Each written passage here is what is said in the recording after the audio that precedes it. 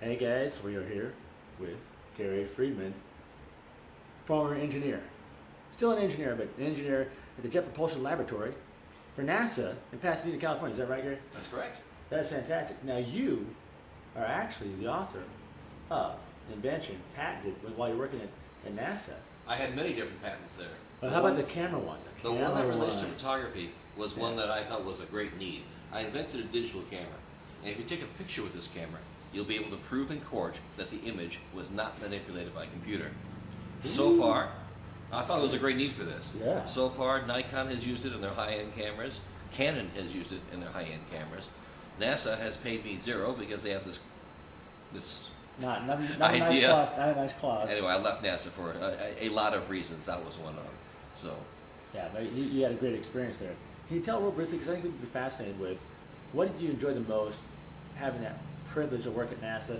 You were telling me about working on Voyager and things like that. Can you tell briefly about that? It was the greatest job any engineer would ever want, especially right out of college. Yeah.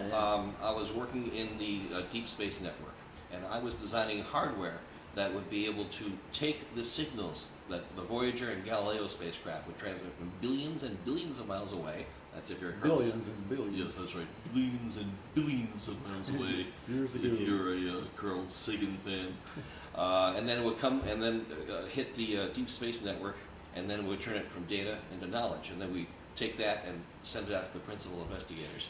But as far as human discovery goes, this is the best part of NASA. It doesn't deal with the space shuttle. It deals with sending out robots and exploring the solar system. And when I was there, during the Voyager 1, Voyager 2, we discovered things about Uranus and Neptune and other planets that just we knew nothing about other than the name and their position. So tell us one or two things that were discovered you never knew before about Uranus and Neptune. Well, Uranus has rings for starters. I remember that happening, yeah. They're very, very faint. And in fact, they're made out of like coal. So it's impossible for a telescope to pick it up because it doesn't reflect any of the light. That's just one of many, many inventions, discoveries made by Voyager. Well, cool. Well, let's talk about the camera, because I know, if we can, let's see that camera right there. That one? This is going to be the biggest interest to everybody, because we have a bunch of nerds out there, and they love cameras. Believe me, I'll post stuff about business all day long. We get one like. I put a picture of a cool camera.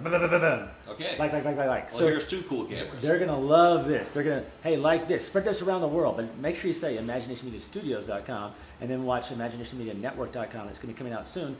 A network coming to you soon on Apple TV and on this channel that you're watching now. Okay? It's about innovation. Got all that? It's about great minds around the world in tech and innovation.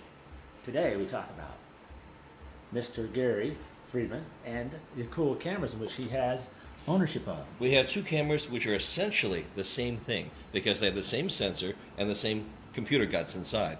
One is the Sony RX100 Mark IV, one of the best point and shoots you'll ever come across. Not only does it have I'm fascinated, I can tell you that much. Not only does it have a screen where you can take selfies, but it also has a pop-up electronic viewfinder for those times when... Can you turn it around and let me see the back? It's used for those times when, if you want to compose on your LCD screen, the sun accurate. will just wash it out.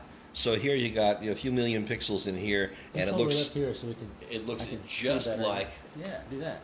you'll be able to see exactly how your image is going to look. You'll know if your exposure is correct. You'll know if your white balance is right. How accurate is that viewfinder? It's as accurate as the LCD screen. It's as accurate as anything else. I looked through that yesterday, guys, and it was like spot on.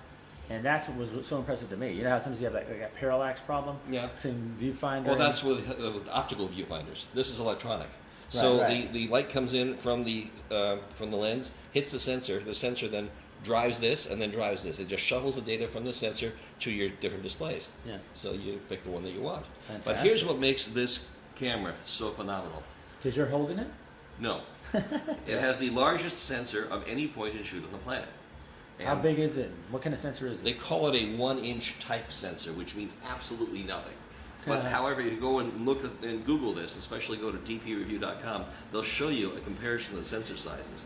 Now, you probably know that the larger the sensor, in general, that means the larger the pixels. And the larger the pixels, it means the better the quality of the image. The detail, yeah. So this camera The detail on the blacks and whites, right? everything, Everything. All right. especially noise and noise level at high ISO. Signal. Okay. So, this, as far as point and shoots go, this is the best. Awesome, man. Now, Sony came out with two Wait, different versions. let's ask this question. Everybody's asking this right now. How much does this cost? It's close to $1,000. But it's worth it, isn't it? No? I thought so. Anyway, yes.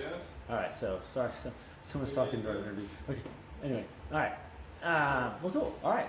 So Sony came out with two different versions. Actually, well, there's two truths. This is the 4th generation RX 100. This is called the Mark IV. They also designed another kind of camera around the same sensor and the same computing engine. It's called the RX 10 Mark II. This was designed from the ground up for videographers. Both cameras can shoot 4K video internally. All of our filmmakers are now going, oh my gosh, I want that. There's a couple Well, things. they're certainly curious, I can tell you. So why is this ideal for videographers? Please tell us. Well, you got a power zoom, which means you'll be able to zoom in slowly and smoothly. Mechanical zoom. It's a mechanical zoom, but Two it's different electronically speeds. operated, 2 different Right. speeds. It also has a real, honest-to-goodness f-stop ring, which either has click stops or, if Real you're a click classic stops. videographer, you can actually throw a switch down here, and it becomes clickless. So you can adjust your exposure this way, the way it was done in the olden days of videography, Right. where you would They have call it shading. shading. You would have a fixed shutter speed, you have a fixed ISO, and you would turn this until your zebra stripes told you that Right. either your background was being blown out or your Caucasian anchorman's face was actually well exposed. That's me. I'm a I'm little looking, overexposed. I'm a little, yeah. We're both looking a little overexposed. Some of us should Sorry. learn how to use manual controls on our phones. Yeah, I guess so. HTC should make a better phone. But go ahead. No, yeah. Um, Oh, look, show that. Show that pull out, because that was kick-ass. Show it pull out. this isn't the best pull-out in the world, but no, it does pull out. And just like with the Can you RX push it 100. against? Can you push it flat first? And And just then- like the RX 100, you have your choice of either an electronic viewfinder or this. Okay, and pull it out and let me see it. Yeah, that is cool. So it's great for low light shots to the ground. That is so cool. Yeah. And what kind of sensors does this have? And Exactly the same sensor and exactly the same compute engine. Now this particular sensor was designed from the ground up to pull data off the sensor as quickly as possible. why is that? Because when you're shooting 4K, that's a lot of bits to shovel onto your memory Yeah, card. yeah. And as a result of being able to get things off the sensor very quickly, you have a couple of new features. For example, you can shoot at almost 1,000 frames per second for super de-duper slow motion video. And it's very, very 1,000 smooth. frames per second. You can only do that for about 2 to 4 seconds, depending on a few internal settings. Okay. But it's there. What could you do, say, if you, like I have a friend who's a director of photography, and he shot a gun shooting off, and you could actually see through the Sony S700, I think about 200 frames per second, you could see the caps, what do you call it, the shells popping out of the gun, and it looks so cool. Mm-hmm. How can this camera do in that kind of situation? It do exactly the same thing. If you're shooting Really? either 900 frames per second, which is in NTSC mode, or Yeah. 1,000 in PAL mode, you can do that. You So can it's also like- shoot in 4K and then choose a high resolution 8 megapixel still that you want.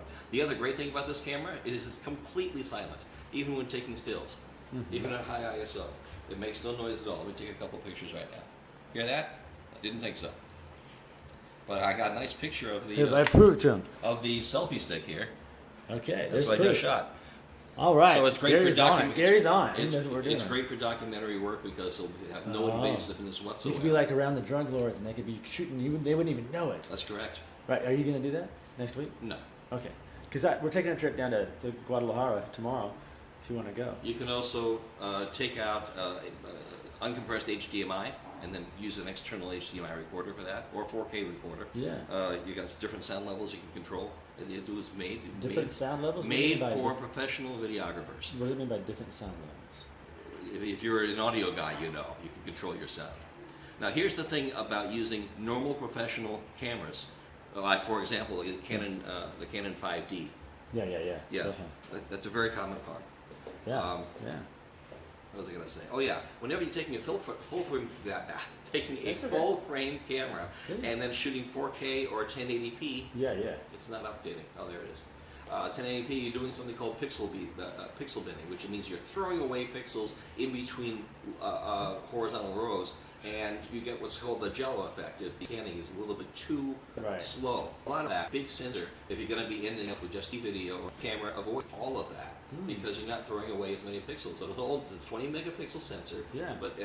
it's very, very close to what a 4K image would be. So you're not throwing away as much. You're not doing any pixel bit. Sure. If you're doing any kind of Movement. 24p movement or 60p, you can choose your video Nice compression and rate. smooth? Your Friedman. Smooth Very smooth. pans? Very smooth. No jitter, no streaking, or whatever you want to call it. If you pixel Strobing. peak, you'll find this will do much better than the competition. I'm interested now. Designed from the ground up for video. Okay, now, we always end with a bang, Gary. That's the rule in filmmaking. We have to end with a bang. Okay. So I'm going to ask some more filmmaking questions, okay? Of course, a question that everybody's asking is how much does this cost with the lens? This is, well, the lens is built in. Oh, You the can't lens is remove it. built in. And it's got an it's f2.8 all the way through its 24 to 200 millimeter range. So, and it's got a Zeiss